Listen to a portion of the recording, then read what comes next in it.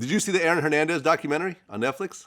Nah, but I've been hearing about this. Like, a couple people said they was checking it out. They was kind of enthralled by it. I don't know. I ain't see it. Oh yeah. No, that was a great documentary. And to me, documentaries are my favorite movies. It's kind of what got me involved in doing what I'm doing right now, is watching documentaries and loving them. So I make my own little kind of documentaries in my regular job, but that was a great one. I knew a little bit about the Hernandez case, but this really shed a lot of light to what happened. First of all, I want to give a big shout out to Aaron's fiance. She took the stand and didn't see nothing. Don't know nothing. Lied her ass off on the stand. Because I guess they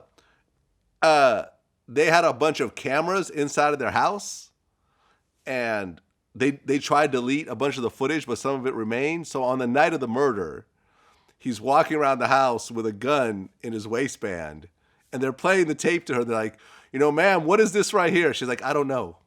Like, this black object right here. Looks like a blob. I'm not sure.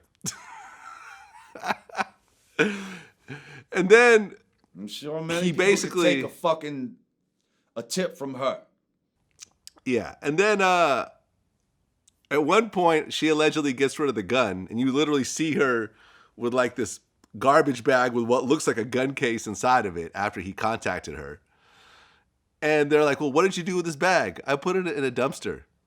Where was that dumpster? I don't remember. That was that. I don't remember. I don't know. You're going to force her to remember? Like, she don't remember. What the fuck? like, see, this is what I'm saying. Like, that's great. Like, we need to watch this.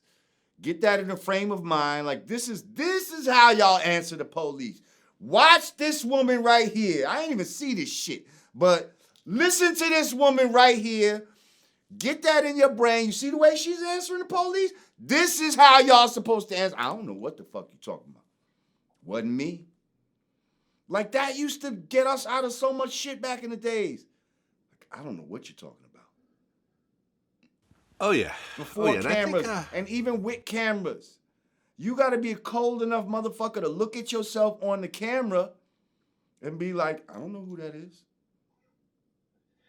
Yeah. In China Mac, I want to just jump real quick into the Tekashi thing. And China Mac has been through the system. He's did like 10 years in prison and in and out and so forth. I actually know somebody that was locked up with China Mac.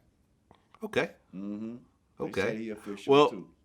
What he said was, I feel like if he didn't tell, he would have got maybe like 3 years, something like that, 5 years even, something like that.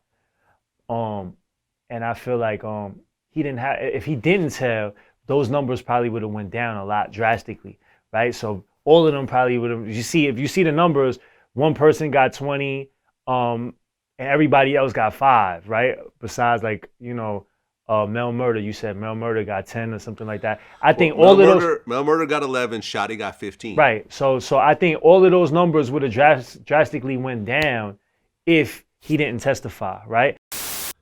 If Tekashi didn't cooperate,